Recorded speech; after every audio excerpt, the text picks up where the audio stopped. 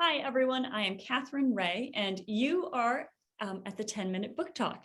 I'm joined today by Rachel Linden and Marie Bostwick, and we are celebrating Janyre Tromp's debut, Shadows in the Mind's Eye. And it's just so exciting and so many good things that we are hearing about this book, Janyre, and I would love for you to tell us a little bit about it.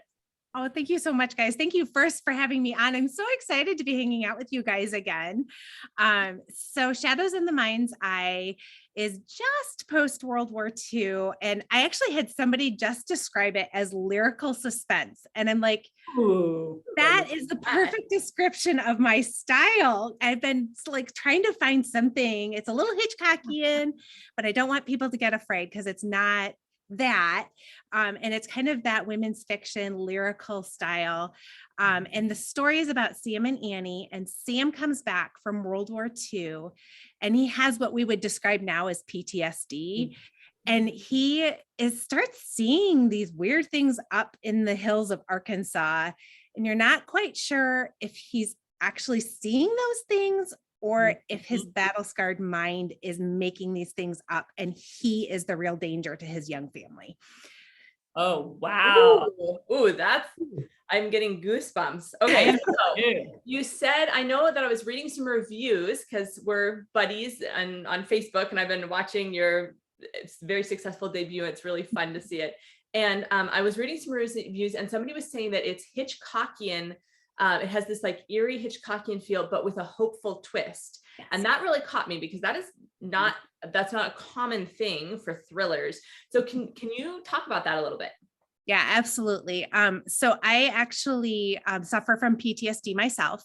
I have some childhood trauma that I deal with. And then actually right in the middle of writing this book, so I had about half to 3/4 of the book written. My daughter was very, very ill. Like we almost lost her a couple of times. And so through all of that, both my daughter and I have some PTSD symptoms. Weird things like I can't smell isopropyl alcohol without going into a panic attack, just because the smell brings us back right into the hospital. And so for everybody out there that struggles with mental illness and just not being able to get over the hump, I wanted people to know that there's hope. And so at the very end of the book, I wanted to leave people with hope. I wanted everything to be realistic. The struggles are real, but I did an enormous amount of research to make sure that I could provide a realistic way for this family to come out on the other side and see the world that they had in their mind's eye, which is where the title comes from, on the other side. So they go through these shadows, but there's the light on the other side. So there's a place that we can all get to, and it's probably not going to be today. If you're struggling right now, it's probably not going to be today, and that's okay. But you just take steps to get to the other side. And that was super important for my mental health, to be able to say there's hope over there. Keep going. And so like I said, I did massive amounts of research and excuse me, worked with some psychologists and counselors now to come up with ways to take Sam and Annie to the other side where there is hope. Oh, wow. Amazing. I mean, because we hear also these statistics that is mental health is increasingly a concern, et cetera. And the care you took, and that's incredible. And it was so good to hear. So thank you for sharing that.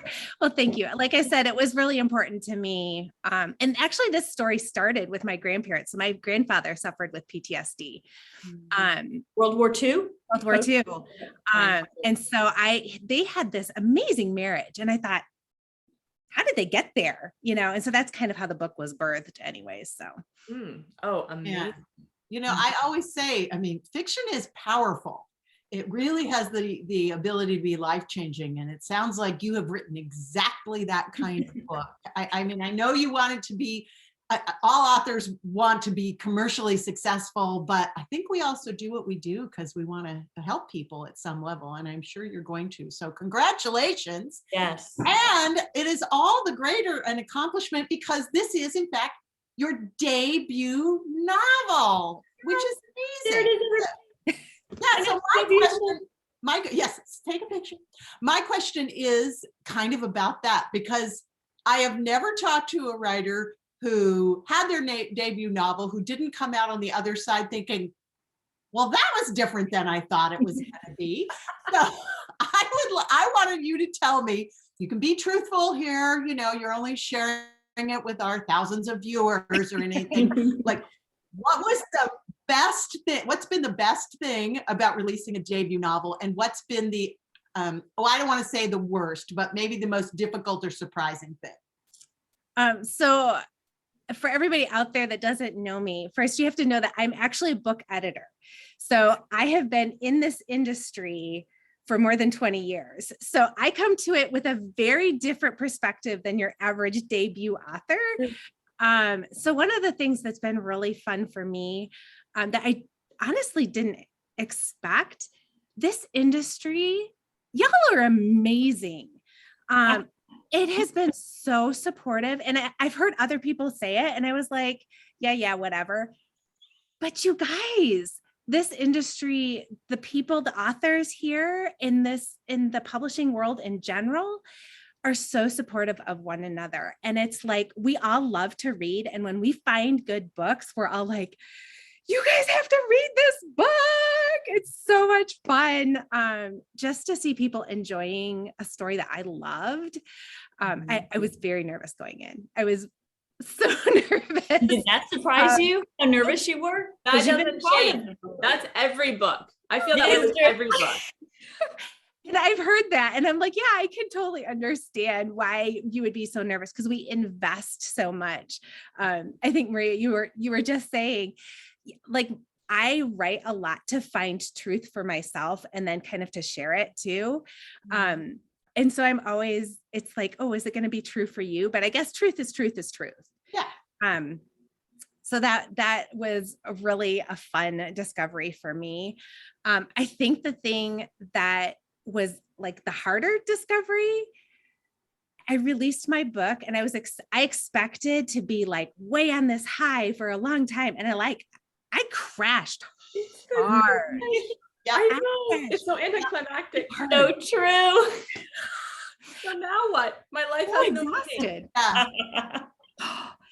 And I had this last weekend. So as we're recording this, my book just released. And this weekend, my son had a soccer tournament and solo and ensemble and like all the things. And I was like dragging through everything. Yeah.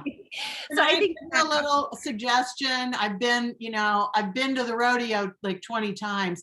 A facial and some chocolate is really good right now. Exactly. Put that on your book tour. Yeah, I like that. I like that. I was at least smart enough to take the day after my launch off of work. Oh, good. And that helped. But yeah, I'm going to do more next time. You're going to be flying high, and then there's just this like existential void where you're like, yes. Well, does life have any meaning? What do I do now? What's my purpose? It's very sad. The kids are still there, their life moves on. Still making peanut butter and jelly sandwiches. Exactly. Well, Janyre, we close every 10-minute book talk with one important question, and that is, what is bringing you joy today?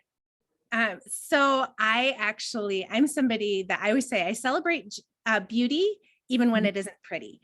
So I am somebody, and that's where that hope piece comes in, because sometimes beautiful things aren't always pretty. But I am somebody that also goes out and purposefully searches things out. So in addition to getting to celebrate my son doing amazing things this past weekend, I love flowers. And every year I look forward to my daffodils starting to bloom, because I have thousands of daffodils. Oh my goodness. Thousands. Oh, one of my old neighbors had a greenhouse where they supplied all the indoor gardens in the Grand Rapids area with all their bulbs, but they couldn't reforest them every year. So then they would just get rid of them. And they're like, do you want some? And I'm like, yes, I do. So every time I open my door to let my front door to let my dog out in the morning or whenever, I have my whole walkway is lined with daffodils and grape hyacinths, and they're all blooming and gorgeous right now. So every morning I'm like, oh, look at my own little personal bit of sunshine as it's pouring rain in We Michigan. need to see an Instagram photo. I was about to say, Put that up on Insta as soon as possible. I Yeah, will. so I'll put one up today. share the joy. yes, the 10-minute book talk is both on Facebook and on Instagram. So I'm going to have you post it both places because everyone needs to see this joy. And readers, here it is one more time. Shadows, plural, in the mind's eye. Go grab a copy. And Janyre, thank you so much for being part of our talk today. This was incredible. We've loved every minute of it. And all the best to you and your debut novel. Thank you so much, guys, for having me on. Bye, Janyre. Absolutely. Thank